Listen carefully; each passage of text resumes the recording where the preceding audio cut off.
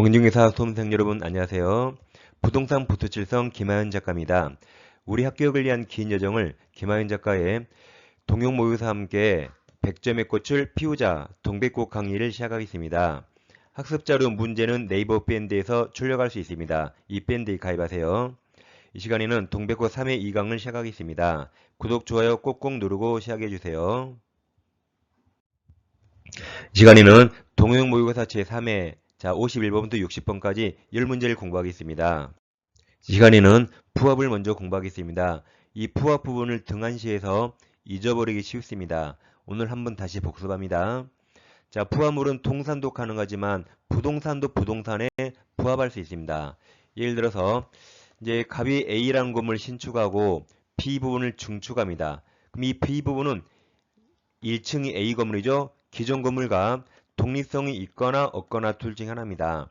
그럼 이 B 부분이 1층과 독립성이 있다면 별도로 소유권 등기할 수 있습니다. 근데 독립성이 없다면 1층 기존 건물에 부합되는 거죠. 이처럼 부동산도 부동산에 부합할 수 있다가 판례 태도입니다. 그래서 중축은 독립성이 중요해요. 중축은 뭐가 중요하다? 독립성. 이제 수목은 다릅니다. 먼저 수목은 임목 등기하거나 명의목을 갖추면 이건 토지에 부합하지 않죠. 토지와 독립된 물건이 됩니다. 이번에는 타인 토지에 수목을 식재했다. 이때는 권원이 중요합니다. 이때는 뭐가 중요해요? 권원. 그러니까 아까 중축과 비교하세요. 중축은 권원이 아니라 독립성이 중요하고 여기 수목은 뭐가 중요하다? 권원입니다. 포인트를 놓치면 안 됩니다. 그래서 갑소유 토지에 을이 무단으로 수목을 식재하면 이 나무 심을 권원이 없잖아요. 그럼 이 수목은 토지에 부합됩니다. 그래서 갑소유 수목이 됩니다. 물론 갑은 을에게 부당이득 반환해야 돼요. 그렇지만 나무는 토지에 부합된다.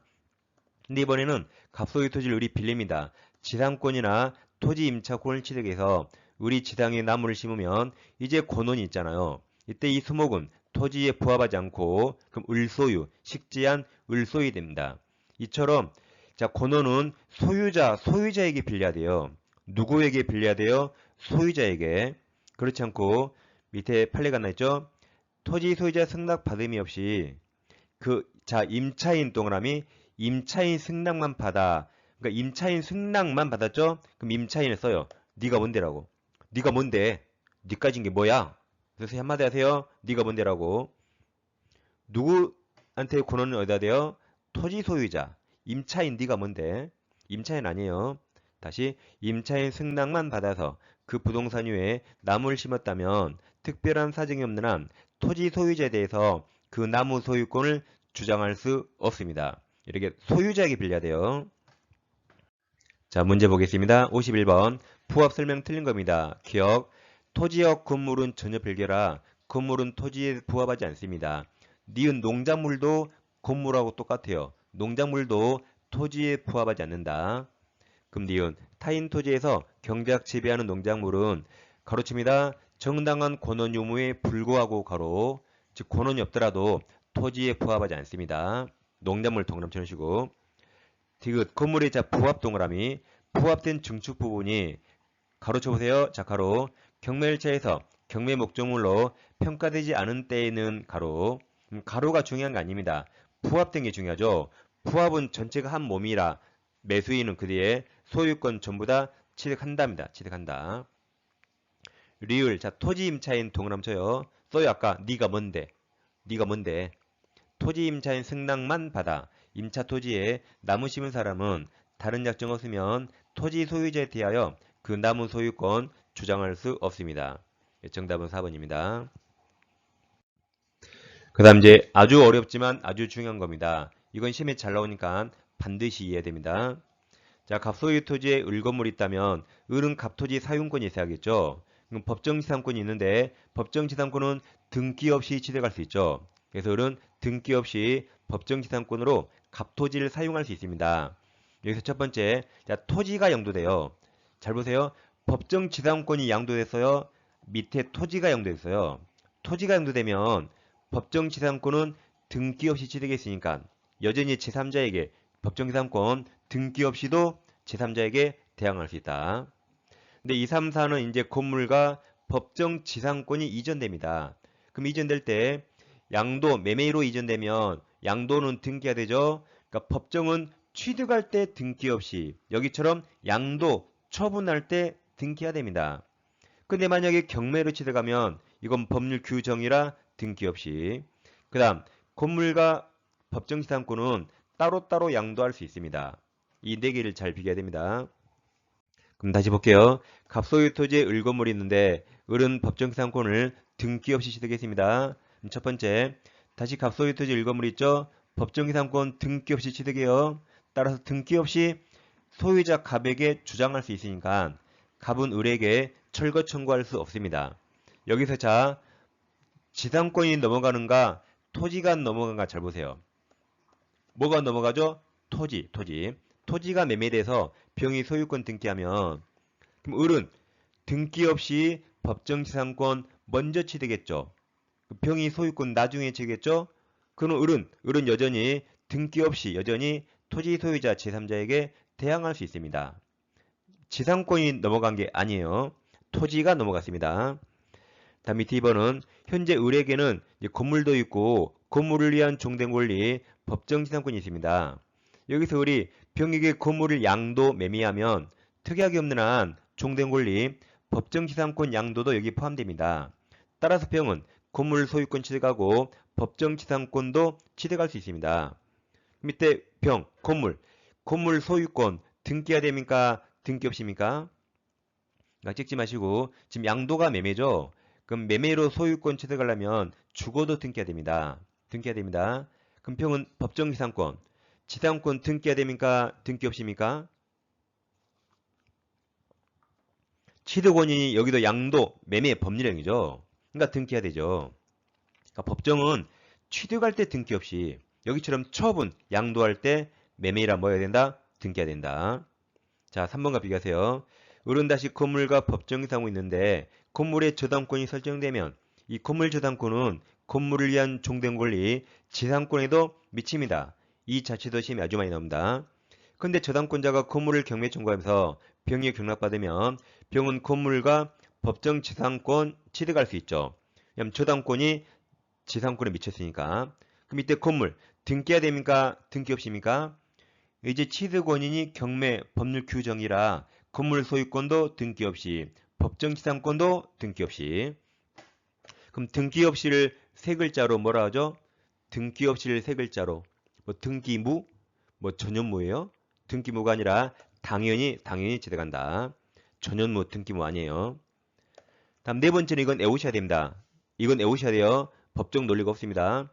을에게 건물도 있고 법정지상권이 있는데 우리 판례는 자, 을이 건물 소유권을 유보한 채, 유보가 남겨둔 채 지상권만 별도로 양도할 수 있다고 그러고 반대로 을이 지상권만 유보 남겨둔 채 건물 소유권만 별도로 양도할 수 있다고 그럽니다. 결국 건물과 법정지상권 따로따로 양도할 수 있다. 따로국밥이에요. 이 네 개를 잘 비교하세요. 그러니까 상단의 네모 1번은 토지가 넘어갔죠. 법정지상권이 이전된 게 아니죠. 따라서 등기 없이 취득했으니까 등기 없이 갑이든 제3자 병이든 주장할 수 있다. 밑에 2, 3, 4는 법정지상권이 넘어갑니다. 넘어갈 때 2번처럼 양도 매매라면 등기가 되고 3번처럼 경매라면 법률 규정이라 등기 없이 4번은 따로따로 양도할 수 있답니다. 자, 그 다음 강제경매와 관법지를 좀 보겠습니다. 이거 아주 쉽습니다. 자, 여기 토지 건물이 있어요. 여긴 나대지만 있다. 그럼 여러분 생각에 1번과 2번 중에 어디에 법정지상권 생길까요? 아직 모릅니까? 1번, 2번 중에 법정지상권 몇 번에 생겨요? 1번입니다. 지금 현재 건물 있죠? 그럼 끝까지 건물 있게 법에서 도와집니다. 2번은 나대지죠? 그럼 끝까지 나대지로 가도록 법이 도와주지 않아요. 그래서 위쪽은 법에서 지상권으로 지켜주고 아래쪽은 나대지니까 굳이 법에서 지켜줄 필요 없는 겁니다. 이렇게 법정지상권은 1초 만에 끝납니다. 그럼 자세히 봅니다. 자, 1번 갑토지에 저당권이 나오거나 또는 가압류, 압류가 나와요.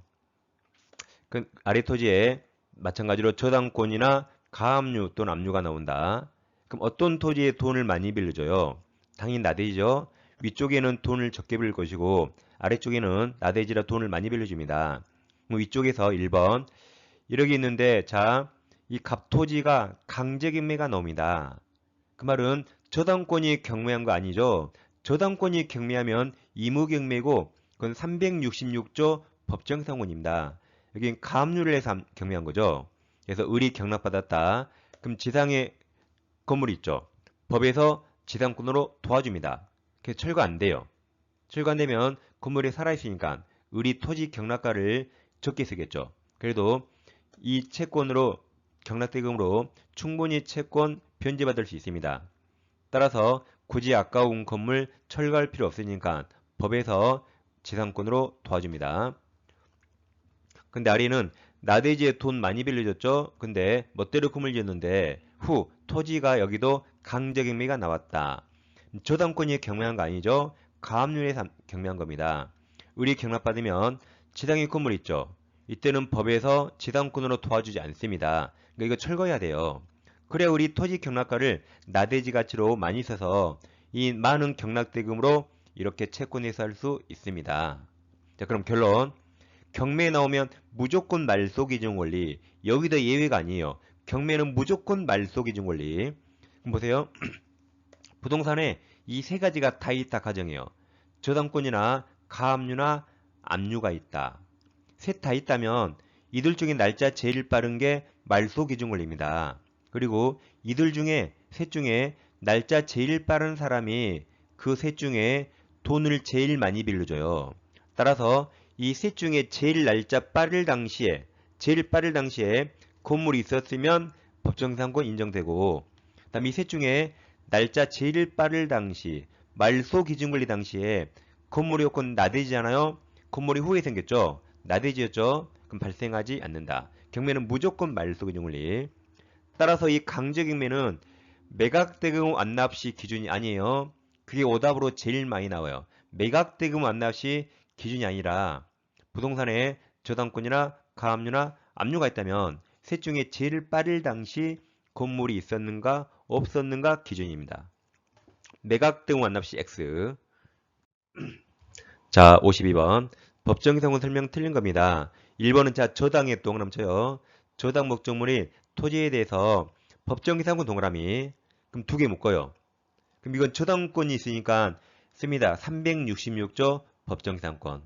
쓰세요. 저당권이 있으니까 366조 법정상권.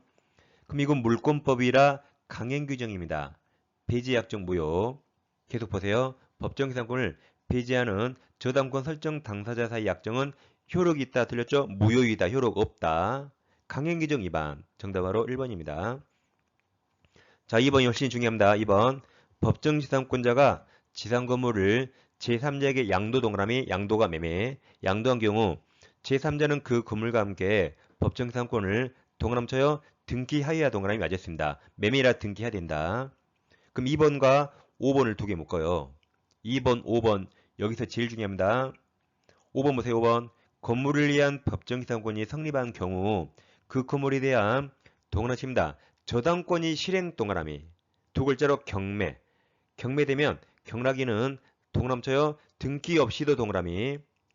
세 글자로 당연히 법치 치대간다. 둘 다 맞았죠. 그래서 여기서 2번과 5번이 제일 중요합니다.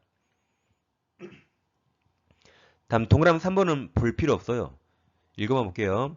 법정상에 있는 건물을 양수한 사람은 아직 지상권 등기하지 않았더라도 양도인의 지상권 갱신 청구 대의할 수 있다. 이게 맞는 말인데 볼 필요 없습니다. X. 자, 4번도 좀 중요합니다. 자, 1번과 묶어요. 1번, 4번 두 개 비교합니다. 1번은 저당권에 있어서 366조. 자, 4번은 저당권이 보여요, 안 보여요? 안 보이죠? 그럼 4번. 토지 또는 그 지상 건물이 경매 동그라미. 그러니까 이건 저당물 경매가 아니죠. 이게 강제경매. 그럼 이제 이건 관법지 문제예요. 경매된 경우 다음 가로칩니다. 압류 효력이 발생한 때 괄호. 맞았습니다. 강제경매니까 매각대금 완납 시 하면 틀린다 했죠. 그리고 4번에는 가압류가 안 보이죠. 그럼 가압류 없이 바로 압류한 거라 압류가 효력이 제일 빨라요. 그래서 맞았습니다. 압류력이 발생할 기준으로 하여 토지 건물의 동일인 여부를 따진다. 정답은 1번이었습니다. 아무튼 여기서 다 몰라도 2번과 5번은 반드시 하셔야 됩니다. 53번 등기 설명 옳은 겁니다. 1번 중간 생략 등기하면 처벌됩니까? 잘했다고 상 받습니까? 처벌되죠. 따라서 1번 중간 생략 등기 합의는 적고한 등기 원인은 될 수 없습니다. 3자 간 합의가 있으면 유효지만 처벌받아요. 처벌. 2번 종전건물 등기를 신축 건물을 신축하면 등기부를 새로 개설해야 되죠. 따라서 신축 건물 등기로 유용할 수 없답니다. 3번 전세권 전업기간이 동그라미쳐요. 시작되기 전 동그라미 전에 마친 전세권 설정 등기도 공무원이 해줘서 유효로 추정됩니다. 특별한 사정이 없는 한 유효 동그라미 제일 뒤에 추정 동그라미 친다. 맞았습니다. 공무원이 해줬죠. 일단 유효로 추정한다. 4번이 모두 생략 등기죠. 자, 미등기 건물 양수인, 매수인이 그 건물 신축한 양도인, 매도인 동의를 얻어서 직접 자기 양수인, 매수인 명의로 보존 등기하면 실치관계법에서 유효가 됩니다. 정답은 3번이고 4번 틀렸습니다. 5번 중간 생략 등기 합의한 최초 매도인은 그다음 가로쳐 자가로 그와 거래한 매수인의 중간자의 매매대금 미지급을 들어까지 들어가 이후로 최종 매수인 명의로 소유권 이전 등기 의무 이행을 거절할 수 있습니다. 돈 안 받으면 등기 안 넘기는 거죠. 정답은 3번입니다. 54번입니다. 줄여서 물청 선명 틀린 겁니다. 1번 소유자는 물청이 와요. 방해 제거 자 비용 동그라미 쳐요. 또는 방해 예방 비용 동그라미 비용 청구할 수 없다죠. 이 비용은 물청이 아니라 손해배상으로 청구합니다. 틀려서 1번이 바로 정답입니다. 1번 불법 원인으로 물건을 급여한 사람은 원칙적으로 소유권에 기하여도 반환 청구할 수 없습니다. 그러니까 불법 원인 급여하면 부당이득 반환 청구할 수 없습니다. 따라서 소유권에 기해도 반환 청구 못하게 하겠죠. 3번 소유자는 소유물을 불법 점유한 사람의 특별 승계인, 매수인 등에 대해서 반환 청구할 수 있다. 소유권 반환 청구는 제한이 없어요. 4번 소유권에 기한 방해 제거 청구권은 이게 물청이죠. 그 물청은 항상 현재예요. 자, 가로칩니다. 가로 현재 계속되고 있는 방해 원인 제거까지 가로 제거를 내용을 하지만 다시 가로쳐요. 방해 결과 제거 가로 이 두 번째 가로를 내용을 하지 않습니다. 그러니까 물청은 항상 현재 첫 번째 가로 현재 있어 맞아요. 두 번째 가로 방해 결과 제거는 현재가 아니라 그 후입니다. 그래서 방해 결과 제거는 물청이 아니라 손해배상입니다. 그래서 동그라미 1번에 비용 동그라미 쳤죠. 비용도 손해배상. 4번에 두 번째 가로 방해 결과 제거도 손해배상입니다. 자, 물청은 항상 현재입니다. 5번 소유권에 의한 물청이 발생한 후라도 소유자가 소유권을 상실하면 그럼 이제 현재 물권자 아니죠. 그럼 그 뒤에 물청도 행사할 수 없습니다. 항상 물청은 현재 물권자만 행사할 수 있다. 55번 공동소유 설명 틀린 겁니다. 1번 공유물 분할 금지 약정 5년 이내 할 수 있고 갱신할 수 있습니다. 이것도 다 5년 이내. 1번이 바로 정답이네요. 이번 합의자는 다른 합의자 동의 없이 합의 다음에 지분 동그라미 지분 처분할 수 없죠. 합의는 지분 처분도 전원동의 여야 됩니다. 3번 비법인 사단 사원은 단독으로 총유물에 보존 동그라미 보존행위 할 수 없습니다. 그러니까 총유는 보존이나 관리, 처분행위 다 사원청의 결의 거쳐야 되죠. 4번 합의자 1인이 사망하면 특별한 사정이 없는 한 그 상속인이 지분을 포괄 승계하지 않죠. 합의는 원칙 상속인이 지위 승계하지 않습니다.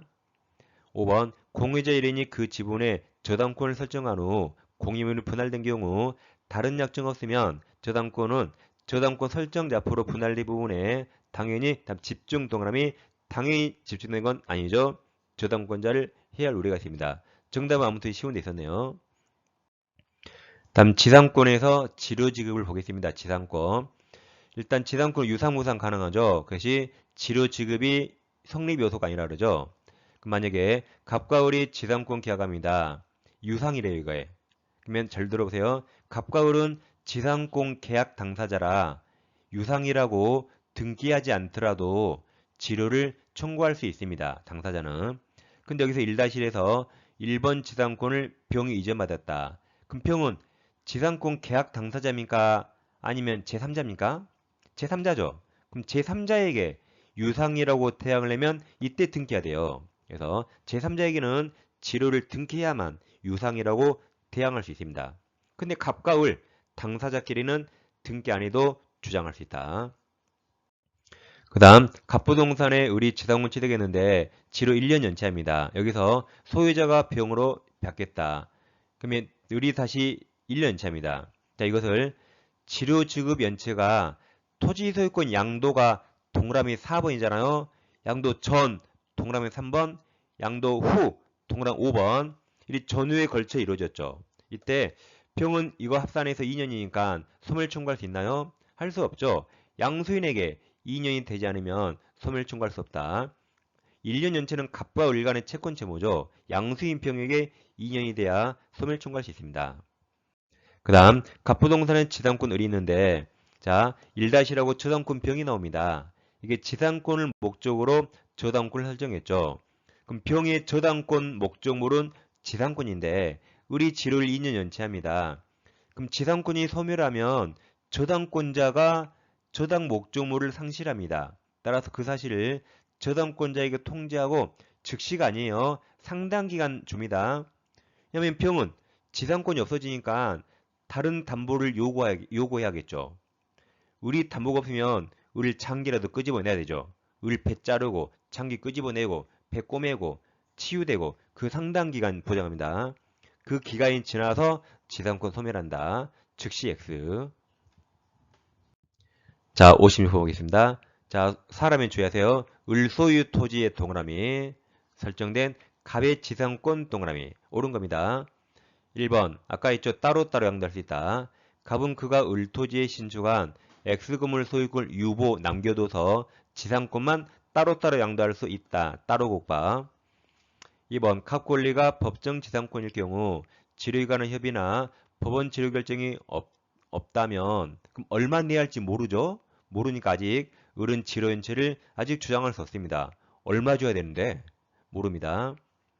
3번 지료 연체한 갑이 병에게 지상권을 양도한 경우 을은 지료 약정이 등기 동그라미 등기되어 있지 않았다면 연체 사실로 병은 제3자죠. 그럼 병에게 대항할 수 없다. 제3자에게 주장하려면 지료를 등기해야 된다. 4번 을토지 양수한 정은 자신 정에 대한 연체 기간이 2년이 되지 않는다면 갑의 을에 대한 지료 연체를 합산하여 2년 지료가 연체되었더라도 지상권 소멸을 청구할 수 없다. 4번이 정답이죠. 양수인 정에게 2년이 돼야 됩니다. 5번 갑이 모에게 지상권을 목적으로 하는 저당권 아까 1-1 저당권을 설정한 경우 지료 연체를 원인으로 한 을의 지상권 소멸 청구는 저당권자 무에게 통지한 후 즉시가 틀렸죠. 아까 장기 뺄 시간 준다. 상당 기간 경과 후 효력이 생깁니다. 정답은 4번입니다. 자, 57번. 조매 설명 틀린 겁니다. 1번. 조매 매기관계의 직접 점유자. 직접 점유자 예를 들어보세요. 예. 누구죠? 예를 들어서 직접 점유자 임차인. 그럼 임차인은 자주 틀렸죠. 타주죠. 자, 2번은 점유자는 있고 제일 끝에 추정한다로 끝납니까? 그럼 점유자는 좋은 게 다 추정되는데 무과실이 추정 안 됩니다. 그러니까 중간에 무과실 들어가면 틀려요. 같은 말이 과실 없이 들어가면 틀립니다. 그럼 어렵죠. 그래서 맞았다. 3번 갑이 을로부터 임차 동그라미 누가 임차했죠? 갑소요 갑. 임차한 건물을 을동이 없이 병에게 전대한 경우 자 그럼 잘 보세요. 그럼 병은 갑에게 인사하여 안 해요. 갑에게 인사하겠죠. 갑이 병에게 빌려줬으니까. 그럼 갑 기본 줬죠.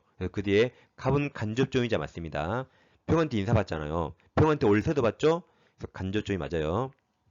4번 갑이 을과의 명의시세 약정에 따라 자신 부동산 소유권을 수탁자 을 명의로 등기한 경우 수탁자 점유는 타주입니다. 5번 실제 면적이 등기된 면적을 상당히 초과 동그라미. 그럼 제일 끝에 타주 맞아요. 일부는 자주. 여기처럼 상당히 초과 제일 끝에 타주 맞습니다. 정답은 1번입니다. 58번 점유자와 회복자의 관계. 이게 201조부터 203조입니다. 설명 옳은 겁니다. 1번 점유물 과실을 취득한 선의점유자는 통상 필요비 동그라미 청구할 수 없다죠. 2번 악이 더 넘쳐요. 악의 점유자가 책임 있는 사유로 점유물을 멸실한 때 그는 손해 전부 맞았죠. 선의 자주만 현존이익, 나머지 손해 전부. 그래서 2번이 정답입니다. 3번 주의하세요. 악의 동그라미. 악의 점유자는 수치한 과실을 반환해야 하며 소비하였거나 단 과실 없이 틀렸죠. 과실로 인하여 수치하지 못한 경우에 그 과실 대가를 보상합니다. 4번은 필요비는 점유물에 가로칩니다. 가로 가액 증가가 현존한 때에 한하여 괄호. 그럼 제일 앞에 필요비 틀렸어요. 필요비는 가액 증가 없어도 청구할 수 있는데 유익비가 가로친 것처럼 가액 증가가 현존할 때 청구합니다. 5번 법원이 유익비 상환을 위해서 상당한 상환기간을 허용했다. 6개월간 유예했다. 그럼 6개월간 변제기 늘어나니까 그 뒤에 유치권 성립할 수 없다죠. 정답은 2번입니다. 59번 종합 문제 약간 황당한 문제네요. 법률에 다른 규정 없으면 선량한 관리자의 주의무, 줄여서 이 선관의무. 선관의무는 내 물건보다 더 소중히 그 말입니다. 내 물건보다 더 소중히. 이걸 부담하는 사람입니까? 그럼 소유자 빼고 다예요. 소유자 빼면. 그럼 리을 빼면 돼요. 기억 임차인 내 거 아니죠. 니은도 내 거 아니고 디귿도 내 거 아니고 미음도 내 거 아니고 리을 빼면 정답이 4번입니다. 60번 지역권 설명 옳은 겁니다. 기억 지역권 써요. 종된 권리. 요역지 있습니다. 주된 권리. 그러니까 지역권이 그림자, 요역지가 몸. 그럼 그림자는 몸을 따라다녀야 되죠. 그럼 기억 지역권은 가로칩니다. 요역지와 분리하여 괄호 양도하거나 처분할 수 없다죠. 몸과 분리해서 그림자만 움직입니까? 그럼 귀신이죠. 니은 공자 1위는 다른 공자 동의 없이 지역권 설정은 물권행위죠. 할 수 없다죠. 물권행위, 처분행위는 전원동이 있어야 되죠. 디귿 소유권에 대한 소유물 동그라미 친다. 반환 청구권 동그라미. 청구권에 관한 규정은 지역권에 준용 인정되지 않는다 해서 맞았네요. 그러니까 지역권과 저당권에는 물권적 청구권에서 반환 청구권이 준용되지 않습니다.